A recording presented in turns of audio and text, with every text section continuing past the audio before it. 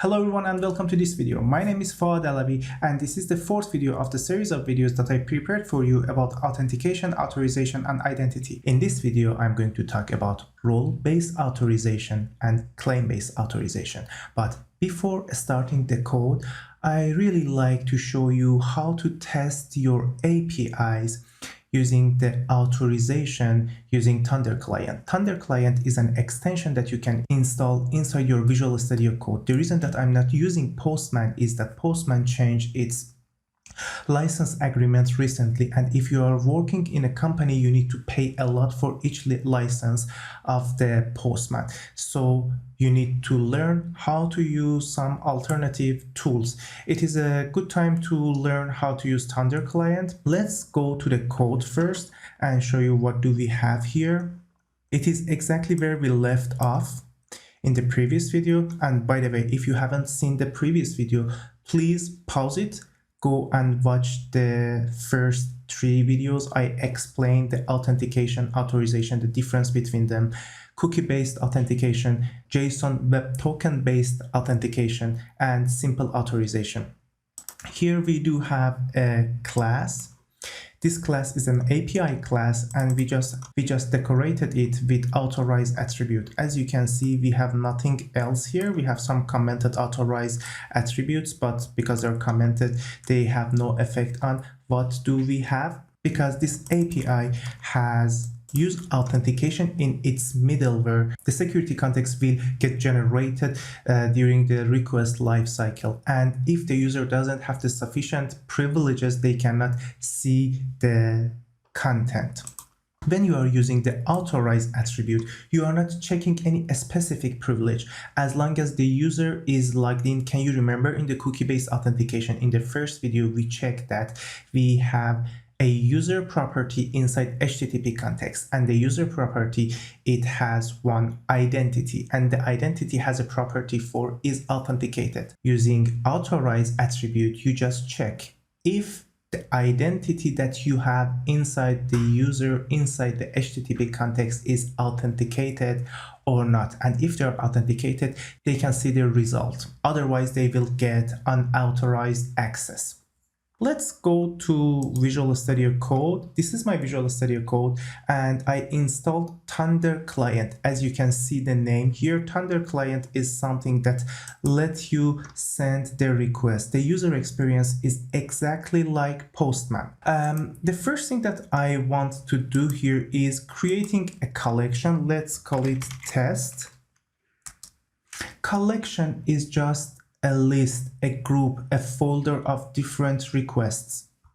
And inside the collection, I can create a folder. As an example, I'm creating auth, because we have one auth project and we have one API project. Let's create auth and API.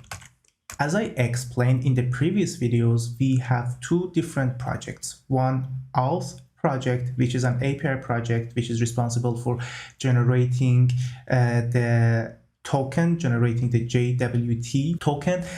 And after that, we have API project, which we just pass the token from the client to it. It is going to authenticate the user and generate the security context for us. And if the security context is valid, users will be able to see the result. As an example, let's have a login request here. I can just create a new request.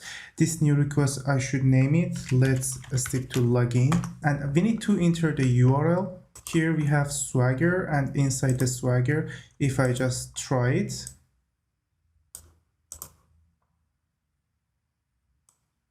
it will execute everything for me. This is my URL, and for the body, I will use the request body that I have here. Let's change it to admin and 1, 2, 3. If I send the request, I will see that the method not allowed. Why? Because of the headers. I need to specify the content type, which should be application JSON. And let's send it again. It says method not allowed because it should be post, sorry. Yeah. And now it says bad request status 400. Bad request means that there is something wrong with my password or username. Yes, it was 132 instead of 123. If I send a request, I will get this response, which is the one that I want. Let's check it inside the jwt.io, and I will see that my user is admin. The role is admin, and I have some other tokens as well. I'm going to test the classroom for get. Let's just try it out. I am running the Swagger because it gives me not only the URL but also the headers. As an example, here we have just a header for accepting and nothing else. And for the login, as you can see, it told me that we need to have the content type, we need to have accept, and we need to have this URL. And the body of the message should be like that. It helps me a lot. I usually use it. It depends on you. If you're so professional that you don't need it, yeah, you don't need it, then let's add a request to the API and call it get classroom and just paste it here. If I send the request, it will tell me that it is unauthorized access. Why? Because I need to add this token to the header of the request. The things that I have inside the header are a key value pairs. I can create a key here for authorization bearer and after that pass it the value, or easily I can go to the auth tab, select the bearer, and inside the bearer just paste my token. And if I send a request again, I will see that I get the classroom. It is a nice way to do that, but it is a bit time taking because imagine that we have two of them. Let's duplicate it, and this one is put, and instead of get, it is update, where I'm typing. Instead of get, it is update. And when we send it, it says that update classroom because we have this out as well. But what if I want to check it with user? If I want to generate a token for user, if I copy this one, I need to change it for almost everything. It means that every time I need to copy this token, go to all the requests that I want to send and change them. And after that, I need to send the requests one by one, which is not what I want. And here it doesn't work. Let me paste it again and send it. Now it works. There is another way to do that, and it is using the variables. You can create an environment here by clicking on new environment, and inside the environment, you can just create one variable name. The variable, you can create variable just by clicking on the environment. Yeah. And then you can create variables and save it. I created a variable for JSON web token. I copy it. I go to the APIs that I have, and I'm telling it just use this variable.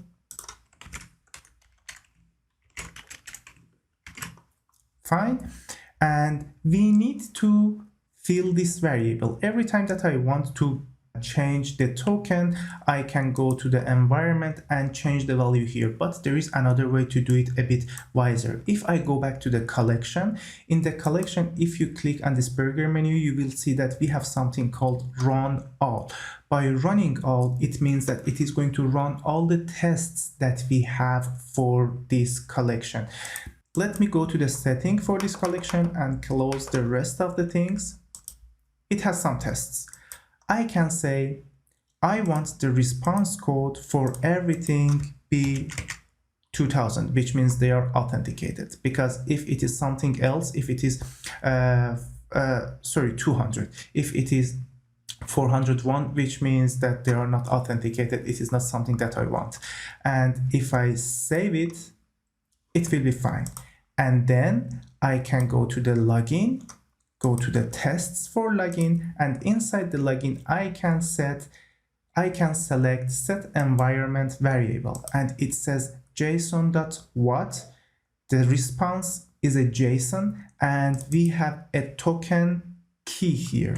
I will tell it that this token is what I want to set. Set to what? The variable that I had inside the auth. I have this variable.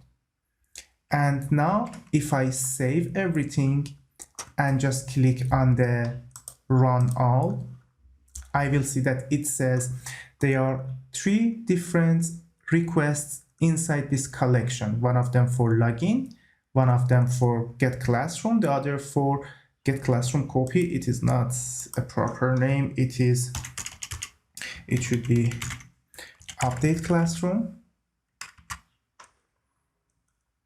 Let's run all again. If I click on run, first the login will get executed. It reads the token, the JWT token, JSON Web Token that I generated in my API, place it inside a variable, and after that the rest of the request will send to the server. And server, because we use this variable, we place the token inside the header for all of them. The server will get it and it will pass. But what else if we have so many requests? If we have so many requests, instead of using this bearer, it is better to use none. Just click on none and save it. For this one as well, click on none and save it. And for the folder API, if I go to the setting, I can go to auth, and inside bearer, I can easily say use JWT token for everything, for all the requests that you have under your hierarchy, and add it to the request. Let me close everything. Let me run everything again. Oh, sorry, run everything again here in this level. And you will see it works. Nice and easy. I have created one auth request collection which has authentication, API for a student, classroom, teacher, modules, and almost everything that I have, all the controllers and all action methods that I have. I placed the backup of this list, this collection, inside the GitHub repository. You can find it in the project. In solution level, we have some solution items. We have some SQL queries and this Thunder collection auth request collection. You can find it. Then just go to my GitHub repository and download it if you don't want to create it by yourself. Let's start with changing the code and see what will happen. It has authorize attribute. It means that user can have access to the content of this API and call all the action methods that we have here and all the endpoints. You can call it by different names if they have just a security context and if they are authenticated. Let's check it here using the ThunderClient. Let's delete this one. I don't want it. Yes. I'm sure that I want to delete this one. And for this one, I'm going to run all tests. Let's check what is my login credentials. My login credentials should be admin for this one. Let's save it and go back to the run all tests. If I run it, you will see that I can have access to everything and there is 0 fails and all the statuses are 200. For role-based authentication, it is really easy. You just need to specify the role that you require for this endpoint. As an example, here it is get.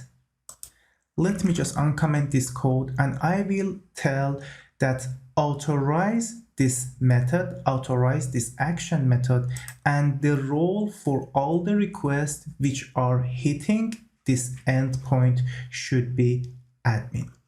Let's do it for all the action methods that we have here. As you can see, I can place authorize attribute on top of the controller or on top of the action methods.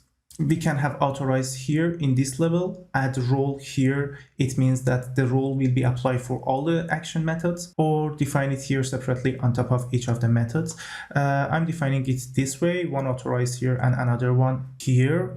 Let me go to the application that I have for admin user. The role is admin, username is admin, and it has some claims. We don't care about the claims right now. The only thing that we care is about the user should have admin role. Let's test it. If I run it again, everything will get executed. Let's try it with something else. As an example, if I log out here and log in again using contributor user and check the claims that I have, I will see that the role for user is contributor. Let's change it inside the login, change it to count and save it. Now, if I go back to the collections and run it, I will see that 4 different requests fail. Let me change it. Yeah. Why?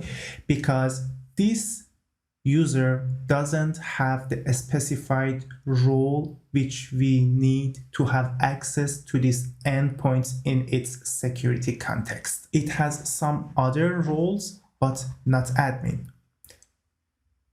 Inside the Visual Studio, we can say, let users with admin role or contributor role to have access to these methods.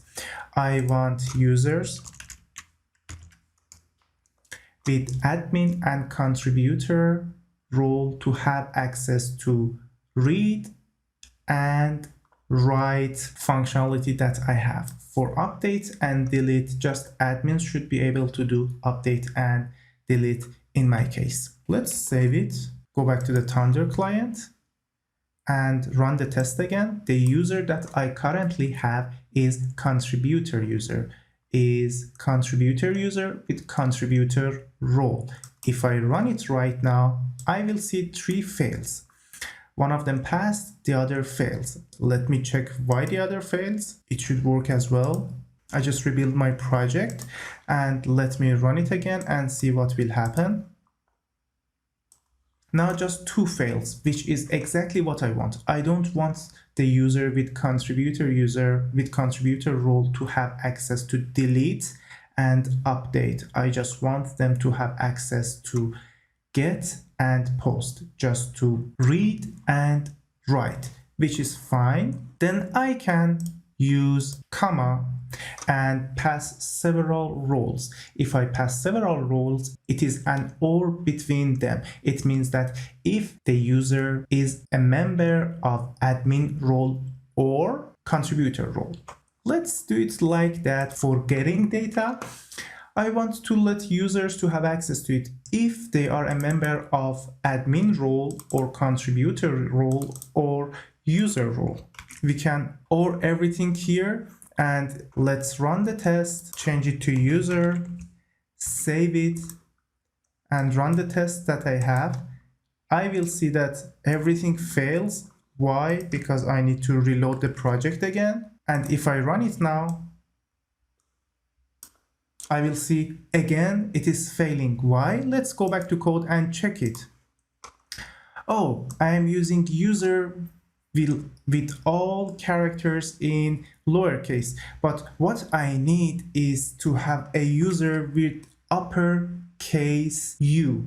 If I save it right now and go back to ThunderClient and run it, I will see that the user have access to get method, but not to the rest of the things. It is another reason, it is another proof that you should use type-safe classes. Let me go to models that I have.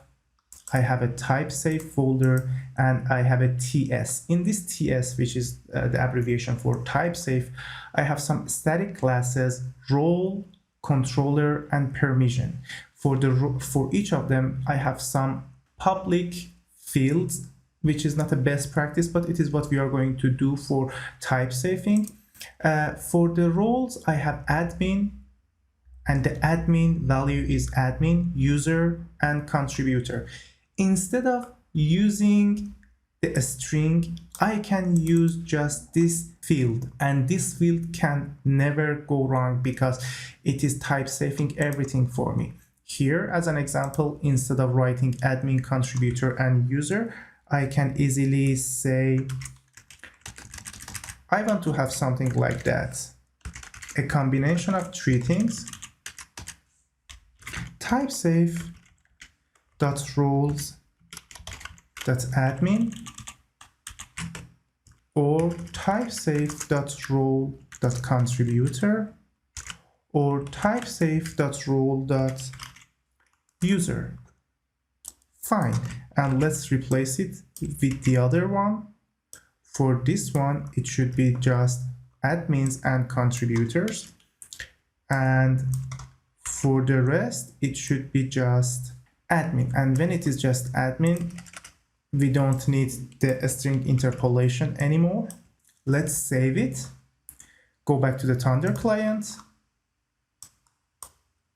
and run it. The result is the same, but we are sure that nothing can go wrong because of misspelling. Role-based authorization is the first and easiest way to do the authorization, but it is not something that open your hands to do some complicated authorization. You need to specify specifically the role on top of each method. It is not something that I use in all the applications that I have. Another way of authorizing is using claims, and we call them claim-based authorization. Before talking about the claim-based authorization, I'm going to talk about the strategies that you need to have in mind before start using the authorization and authentication in your web application. Let's go to the slide and explain everything there. What do I mean by a strategy? Let's see it here. As an example, here we have controllers and actions. I mean, as an example, we have classroom controller and we have some actions: read, write, update, and delete. In the real life project, you might have some other endpoints, as an example, read all, or maybe update specific things. You need to think about how to give permission to users based on each action. Then you need to have some permission groups. And the permission groups are the claim types. It is the way that I usually use this strategy. Based on each controller, I will have a permission group, and the permission group will be the claim type for me. And I will have permissions, which are the claims that I will have. As an example here, for the classroom controller, I will have the classroom claim type or permission group. And for read, I will have read permission or read claim value. For write, I will have write, and so on. It means if a user has a claim with type classroom and the claim has a value for read, it means that I'm going to grant the access for the user to call the read method, read action, or maybe in my case, get action method inside the classroom controller. It will be the same for the rest of the controllers. As you can see, we can find a convention here. I can create the permission groups based on the name of the controller. As you can see here, let me use the laser pointer. Here it is classroom. The permission group is classroom, module, module, student, student, teacher, teacher. And for get action method or for read, we can use read, permission, or claim value. Then we need to have it in mind or think about the strategy. In this video and the next video, I'm going to use this strategy and following this pattern. This is the strategy that I'm using for several years and it never let me down. And I can extend it easily if you have some other actions, which means you have some other methods in your controllers. You can have some other permissions or claim values as well, and you can assign them to each other one by one. Let's go back to code and see how it works. First, I need to create the claims for users or for roles, and the place that I can do that is going to my seed data async, and inside the seed data async, you can remember that we had some claims for users. I don't want them anymore, and some claims for roles. I don't want them anymore as well. I just commented some code that I wrote here. let me uncomment them. I'm going to add some claims to users, and I'm going to add them for user claim manager, add claim to whom, to admin user, to contributor user, and to user. And they are using some methods that I created here. Let me just uncomment them.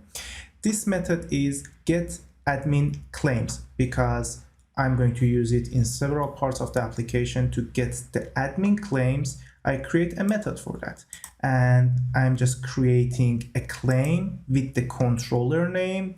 What is the controller name here as an example? The controller name here is a student. Can you see?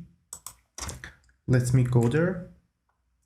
It is a student controller.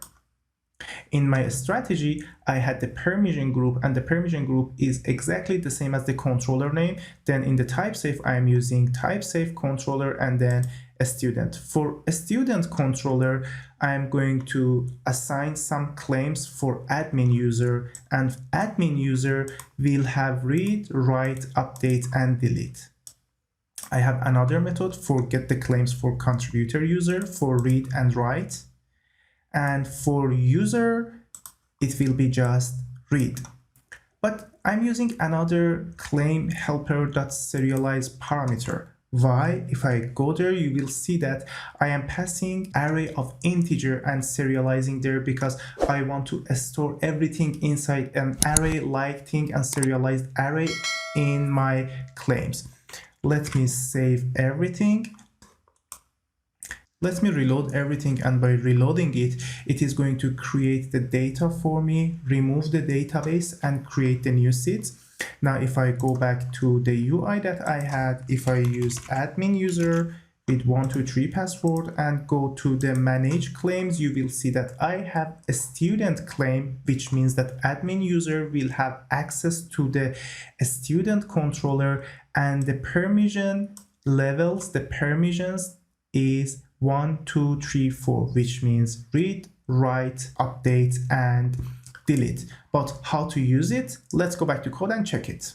Here I have a student controller. On a student controller, I have nothing. Let's add an authorize attribute here. Authorize attribute. Yes, for claim-based authentication, we don't have one parameter that we can pass to the authorize attribute. We need to register a server for authorizing, and after that create some policies for that. Let's go to the program.cs file. Inside that program.cs file, I have one extension method for creating the application authorization. If I just navigate there, save it and navigate there, you will see that in this method, I am telling it that services.add authorization, and it will accept some options. This add authorization is going to register some other services to checking our policies. From now on, we are going to create some policies for authorization and granting access to a specific action. If the user, if the request, if the security context that we have inside a request for a user can meet the requirements that we have inside a policy, it will pass the authorization. Let's see how can we create a policy here. First of all, I'm going to create a policy based on just the type of the claim. Based on the type of the claim, it means that I'm not going to check the value of the claim, just the type. If the type exists, we are going to let the request to get the resource and return the response. It is really easy. For claim-based authorization, we have an option here, and using this option, we are going to add a policy. Policy needs a name. The name should be unique, and when we want to use this one, we have to pass this policy name to the authorize attribute. Then it accepts some policies, and inside the policies, I can tell it that this policy for accepting should require a claim, and the claim should have the type a student. Everything is written here. It is not type saved yet. We are going to change it in a bit. Let's save everything, go back to the student. Let's copy this one and go back to the student controller. We are going to pass this policy to my authorize attribute. Now all the requests which calling one of the endpoints that we have inside this class should have the student claim, because this policy is going to be applied on each and every methods that I have inside this controller. Let's go to the ThunderClient and run it. I will see that the user can have access to get, post, delete, and put, because we are not checking the value of the student claim. They can have access to everything, but it is not what I want. What I want is check exactly if they have read, write, or maybe delete permission, and based on that, let them to have access to one of them. In Visual Studio, we can create another policy. Let's call them claim-based authentication using values. I'm using a type-safe class for policies. Let's go to the type-safe class and uncomment it. I have 4 policies: read policy, read and write policy, and full control policy. If I go back to the authorization options that I had, here I am telling it that I want that all the requests for this policy, which is full control policy, get evaluated using the claim. What claim? The claim should be a student, not module. Yeah, it should be student. And if they have a claim with type a student, now check if the value inside the claim is delete or update. It is or between the values that we are passing to it. If it has delete or update, it meets the full control requirement policies. And for read and write, if it has write, it should meet the policy. And for read, if it has just one, is enough. Okay, let's go back to the controller that I have, and here I can register my policies for each method. As an example here, I'm going to use the policy for read policy here for get. For add or write, I'm going to use read and write policy. And for update and delete, I'm going to use full control policy. As you can see here, we have a policy which is applied on the class level and some policies which are applied on method level.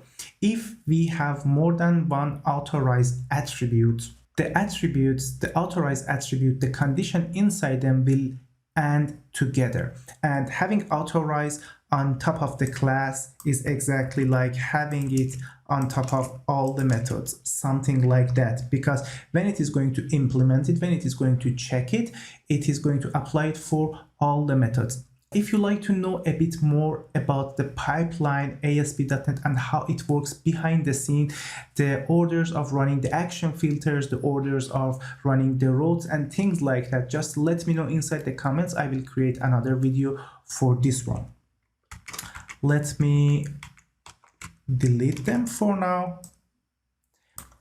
I have this program, this controller, these policies, and here we let the user to see the methods with full control policies. If they have delete or update permission, we let them to see the add method inside the controller if they have write permission, and we let them to see the get method if the user have read permission. Let's save everything. Let's rebuild the project and go back to the ThunderClient.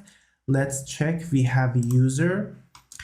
If we run it, all of them get failed. Something is wrong here. It should pass everything, not everything, but for get method, the test should pass. Let me click on the login and go to the response and just copy the token and go back to the jwt.io, paste it here. It says that the value that we have for the student is just the serialization of an array with just one item, which is 1. But what do we expect here? Here we expect to see 1, not the serialized of array 1, just 1. Then we need to change the way that we are reading the claims from the database and place them inside the token. Let's go to the auth services. Inside the auth services, we have get claims. Inside the get claims, we are reading all the claims which are assigned to the user and bulkily insert them inside the claim list. But what I need to do is to use this method, get claim separated. I created it, and let me explain it to you how it works. It is accepting a list of the claims, and for each claim inside the list of the claim, if it is an array, it is going to deserialize the permission. What is the deserialize of permission? It is one extension method on a claim which gets the value and try to deserialize it based on a list of integer and return a list of integer. By having a list of integer, we can select a claim, select a list of claim, and all of them should have the same type, but each of the items of the array will be placed for the value. I explained it, I guess, too hard. Let me just run the code and show you how it works. Let me go back to the UI, to the login, to admin, yes. And if I click on manage claims, you can see previously we had just a student and one string which was the list of 1, 2, 3, 4. But now we have 4 claims for a student just with the same type, and value of them is 1, for the next one 2, for the next one 3, and for the other 4. Let's check it how it works inside the JWT token. I'm just sending a new request to get the new token, and let's go back to the jwt.io and check it. It is for user, it is not that meaningful. Let's go back to the ThunderClient and change the body to admin, send the request, and just paste it here. Now, as you can see, inside the JWT JSON Web Token, we are not going to have 4 students and each of them with just one number. For the sake of the performance and for having an optimized message, it is going to create one array out of that. But this array will be understandable for our security token, and it is going to split and place 4 claims for it behind the scene. Now let's go back to the ThunderClient, change it to user again, save it, go to the collection and try to run it. It is exactly what I expected, that user has access to get method, but not to the rest of the things inside the student. Let's change it to contributors, save it and run it again. It should have access to read and write, not the rest of the things. And for admin, if we save it and if we run it, it will pass like it. Fine. It is really nice. It is really nice. It is exactly what we wanted. But can we change our, let me close our auth services. But can we change what we had inside the classroom? Because inside the classroom, we created some roles here. Is it possible to, instead of passing the roles here, create a policy and inside the policy do that? Because I have a string interpolation here, which is not really nice to have them inside the authorize argument and send it as a parameter. Yeah, it is possible. Let's do it here. As you saw, this policy is a powerful tool. I can use it like that. for using the policy-based role authorization. I can say option.add policy, give the policy a name, as an example here, full control. And I would say if it is full control, if the policy name is full control, for passing this policy, the policy requires to have a role which should be admin. For read and write, we have another policy. The policy for passing this policy, the request should has the role contributor or admin. Can you see? If you pass two things to require role, it is going to be or. If you want to have and, you need to have two different requires, one for admin, the other for contributor. If I write it like that, it is and if it is like that, it is or between the parameters that we are passing to the require role. And for read policy, it should be user or contributor or admin role. Let's go to the student controller, sorry, to the classroom controller and change the role here and use the policy. Let's comment this one and paste it here. The policy that I want to use for get is read policy. The policy that I want to use for this one is read write policy. And the policy for the rest of them is full control policy. Let's save it and let's reload the project that I have. Go to ThunderClient. I am admin user. If I run it, I should have access to everything. With contributor user, if I save it and run the collection again,